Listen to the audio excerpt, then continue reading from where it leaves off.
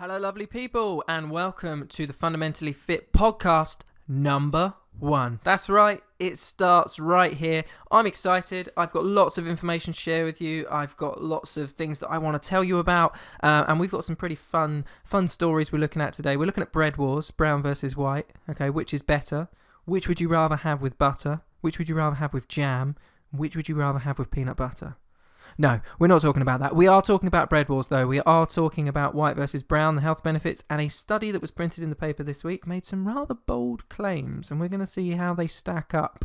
After that, we are going to look at sexy veg. We're going to look at seductive veg, and we're going to see how the description of your vegetables is impacting on how many you're eating. So we're going to be looking at some of your sizzling peas, and we're going to be looking at some of your dynamite beets. But before that, who am I? I am Andy Strong. I'm the owner at Fundamentally Fit, and the reason behind this podcast is twofold, really. Firstly, I would love to have a platform to give more information to my current client base, because when you're training people in session and you're coaching them online, there's always a limit to the information that you can give them, and there's always so much more that you desperately want to go into, and lots of the things we touch on will make great topics for this podcast. And if that means that I can reach more people, add fantastic value to those clients that I'm already working with, then that's a really, really exciting thing. The second reason for this podcast is because I would like to reach out to all of you people that have not heard of Fundamentally Fit or heard of myself. So if you've never heard of me and you're just tuning in for the first time today, hello. It's nice to have you here. Please stick around for Sexy Veg. But I would love to have a platform that lets me reach more people, helps me engage with more people, and ultimately lets people learn a little bit about my own story, my own background, and basically inspire you to make some of the changes you need to. So this platform really is for everybody. So what is my background? Well, first of all, I've been in the industry since 2010. I'm a fitness professional and a passionate health coach. I have worked with clients on their physical training, from individuals that have trained and qualified for the Ironman World Championships in Hawaii. I've also worked with brand new exercises, which is a fundamental part of my client base. Brand new exercises, those who are either returning from injury, have no confidence or little experience of exercise, and are trying to find a way to fit it into their own lifestyle, right up to those who are maybe very obese, and I've worked with some of these clients and helped them lose some quite staggering amounts of weight and really turn their lives around. And in one particular case we'll be talking about in podcasts to come, actually help one individual particularly move from a really quite dangerous place in his life and in his lifestyle, and actually turn it around into something quite special. So all of that comes from myself being very overweight when I was younger. When I was a teenager, I was very overweight. It had a significant impact on my confidence. I hated exercise. I was the last one to be picked at any of the PE or physical education or anything like that. I had no confidence for anything like that. I hated having my photograph taken. And I've basically been on my own weight loss journey. I still class myself as being on that weight loss journey right now. And I will love to share that story with all of you lovely people. And just hopefully that will inspire you, and you can ask questions and all those things as we go along. And I'll be sharing that ongoing journey in the coming podcasts. But before we jump into today's podcast, there is one more thing. My name.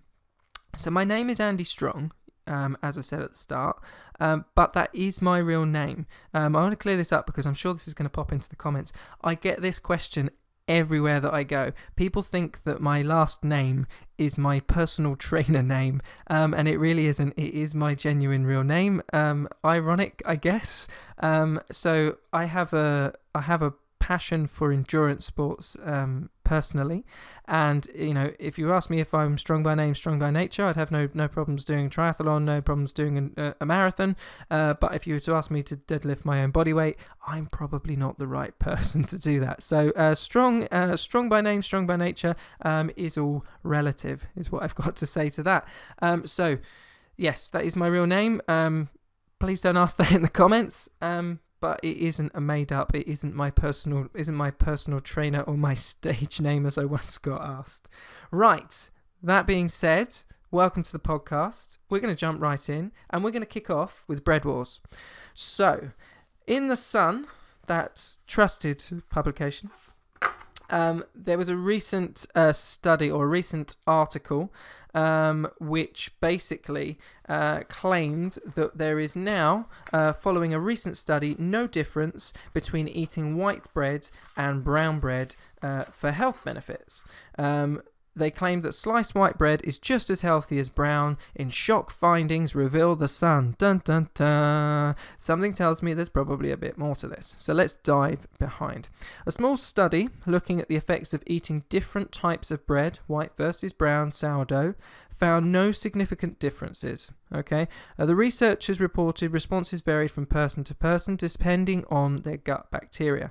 So basically what they did, there was a small study that looked into 20 specific health markers to measure the difference between eating these two types of bread. More specifically, though, they were looking at what we call glycemic control. So they wanted to measure how quickly an individual's blood sugar would rise after they'd eaten each of these different foods.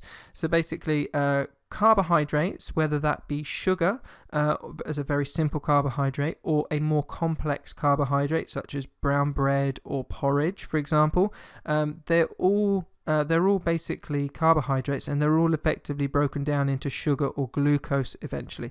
Everything that we eat in the body gets converted to glucose eventually, because that's the currency of the body. So what they were looking to measure was how quickly the blood sugar, or the sugar that entered into the blood, rose after eating each of these foods. And this is an interesting study because this will have a big impact on potentially people with type 2 diabetes who have to measure and manage their blood glucose response based on the different types of foods that they eat. And we're not going to jump into pros and cons of different types of foods. We're just going to stick with the bread today, but this could have a big impact for individuals looking at this type of response from this particular type of food, because not only is this a staple for so many people in their diets, it's also one of the foods that's heavily fortified as well, which means we get a lot of essential vitamins in this in bread for the general population. So again, it's an important study potentially if it's done in the right way.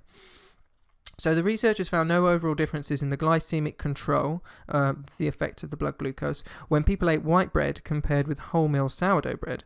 When they looked at people's individual responses to bread, they found that some people responded better to white bread, while others responded better to wholemeal sourdough bread. The researchers said the response could be predicted by the types of bacteria living in the gut. The question of whether wholemeal or white bread is healthier isn't settled by this study, because it only lasted for 2 weeks and it involved just 20 people. Now, if we step aside from what they were looking at with the different types of bread, I just want to wave a flag in support of wholemeal bread for a second. So wholemeal bread actually contains a lot of fiber, has a lot of other nutrients in it. It will digest slightly more slowly, and that fiber is really, really important because it helps reduce your risk of bowel cancer. It helps improve the quality of your digestion, and it's also going to help you pass things out the other end a little bit more freely. The bulking effects that comes with fiber also helps you feel fuller for longer, and also in turn will help you avoid weight gain, although that doesn't mean you can go and eat a whole loaf of bread for dinner. So that being said about brown bread, this particular study was small. It was 20 people over 2 weeks, and they were all healthy volunteers, and basically 1 week was not enough to show any meaningful results in either of these groups. So the researchers had recruited 20 healthy people. They provided either white or brown wholemeal bread and instructed to eat at least a certain amount each day for a week. but no other wheat-based products. They had a 2-week break, and after 7 days they then switched to the other type of bread for 1 week. So they ate brown for a week, had a 2-week break, and then they ate the white for a week to allow their stomachs and their digestive systems to recover, so there wasn't any crossover in the results. And then the participants were then tested on a range of health markers before, during, and after the study. And this is what they used to draw their conclusions. Now, it's worth keeping in mind that this particular study, when we look a little bit closer, the two of the researchers involved in the study work for a company that offers a balance your blood sugar with personalized nutrition company. They offer dietary advice based on the results of taking a stool sample from their clients. So two of these researchers have what we potentially call confirmation bias. So they were actively, even if not necessarily willingly, would have been looking for a certain outcome to back up potentially some of the claims of the company that they were working in. Now, I'm not saying that's definitely what they did. I'm not pointing the finger at anybody. All I'm saying is that this particular study, albeit small, does actually demonstrate something that happens quite a lot in these studies. It depends who has funded the study, and it depends who has actually asked for the research to be carried out in the first place. There isn't lots of money goes into scientific research. I mean, don't get me wrong, we lead the world in lots of the research that we do, but there's always a need for more money and more investment, and sometimes that means it comes from food manufacturers, it comes from big pharma companies, and sometimes they're looking for specific outcomes. Let's take a sports supplement, for example. If they can find something that says your muscles are going to grow a little bit quicker, you're going to recover a little bit faster after your training, if they can fund some research that can help them say that legitimately, whether it just be out of context in a very small part of that study, they're going to sell a lot more products because of it. And unfortunately, some of the misleading things that are in the social conscious are because of studies like this, where, relatively small, but unfortunately a tiny aspect of it is then used and then feeds into something like The Sun, which is a massive publication read by lots and lots of people around the UK, holds a lot of weight with a lot of people around the UK even today, and therefore that just serves to confuse people further, because really a study like this in a mainstream paper like The Sun does nothing to educate people, does nothing to help them actually improve the quality of their health or their diet. It just serves to confuse them and not really know what to eat or what to do. This particular study potentially falls into that category, and it suggests, suggesting that everything you thought you knew about healthy eating is wrong creates a great headline, but it rarely stands up to much analysis. And just from picking through some of the reasonings behind this, we can see that today. Now, it's worth saying that the links potentially to gut bacteria that they pointed out, and people's gut bacteria affecting how they were able to digest it, that potentially could be an interesting area to do some more research. But at the moment, there's no need to go and get your gut analysed or anything like that. This is an inconclusive study at the current time, and it may be something that somebody else will pick up and run with and run on a much larger scale, and actually some results that we can interpret a little bit more clearly. So for now, don't change what you're eating in terms of bread unless you're eating white, and I would still recommend you swap to brown. More fibre, less risk of bowel cancer, and on balance, I would suggest it probably, from my opinion, would probably still digest more slowly in more people. So that is Bread Wars. Just a little interesting insight to how the media is confusing the world with unnecessary headlines. So now we're going to move on to sexy veg, because I know you've been waiting for sexy veg. And this one, I really liked this one. When I was researching, okay, well, we're going to do the first podcast on, and I found seductive carrots, and I thought, yes, this is going in the podcast number 1. People need to know about sexy veg. So this was a BBC article. You can find it on their website, bbcnews.co.uk. It's a good little read, but I'm going to run through it now anyway. And basically, I've used a lot of the stuff from the article, which I'm going to tell you about right now. So this researchers in the US wanted to know if changing the name of vegetables to give them a more seductive appeal would increase the amount that was eaten. So a team in Stanford tried it out on students in a cafeteria, and they realised that vegetable sales went up by 25% when indulgent labels were used. Now, I think we can, and if you're not thinking this already, I'm sure you soon will be. There is a particular famous supermarket brand in the UK that is very, very good at seductive food adverts. So I'm sure if we was to get M&S to jump in and do some sexy veg adverts, their sales of sexy veg would go way, way, way through the roof. So they used these are some of the examples they used. They had sizzling beans, dynamite beets, twisted citrus glazed carrots.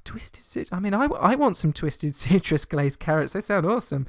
And they use these to tempt diners to fill their plates, basically. They used healthy labels such as wholesome, and they found that these were actually a turn off, even though the dishes were identical on each day. So what they wanted to do, the experiment took place over the whole of an autumn academic term, and each day a vegetable dish was labelled up in one of 4 ways. They had the basic label, where the description was simple, such as carrots, bananas, parsnips, etc.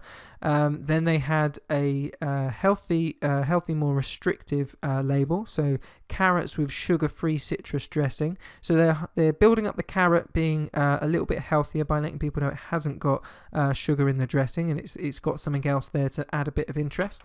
Then they had the health positive label, which was smart choice vitamin C citrus carrots. So giving people a bit more information about what's in it, so they know they're making a healthier choice beyond the fact that it is a vegetable. And then we had the indulgent version. So we had the twisted citrus glazed carrots. All the same, all identical, but just described in 4 completely different ways.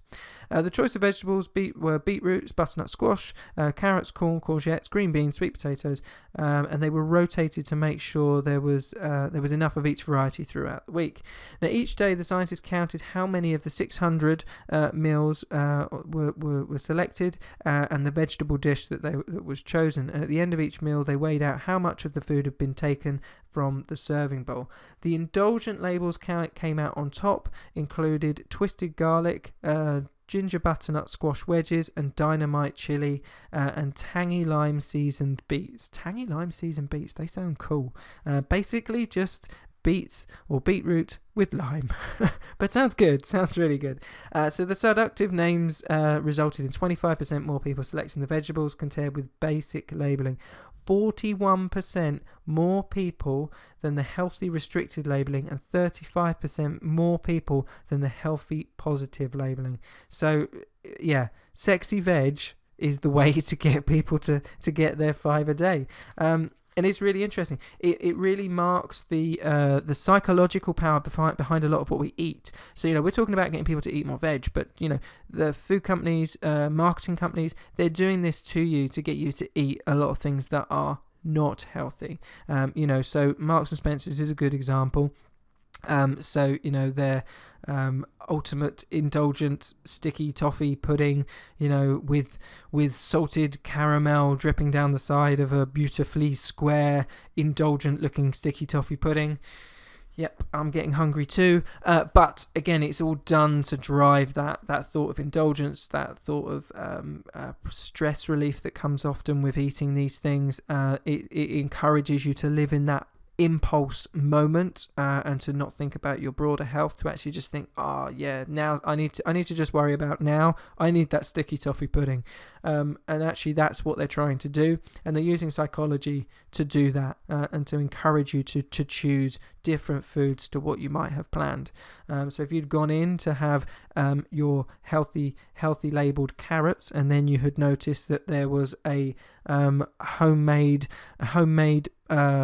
authentic mama's style lasagna with grass-fed beef and Sicilian sun-soaked tomatoes, for example.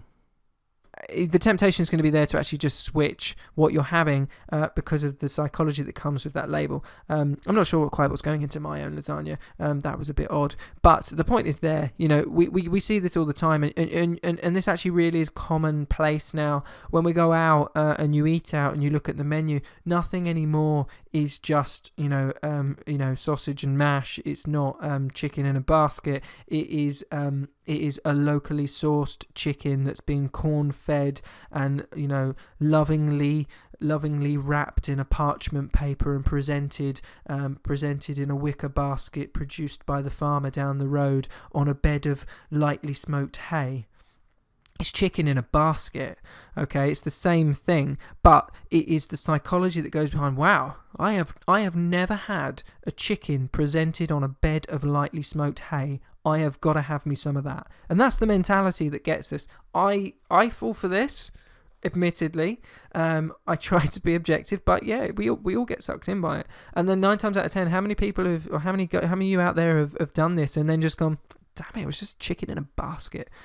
I knew I should have got something else, and it happens all the time. So this study really, really interesting. It's fun, sexy veg, but it actually has a really important point to it as well.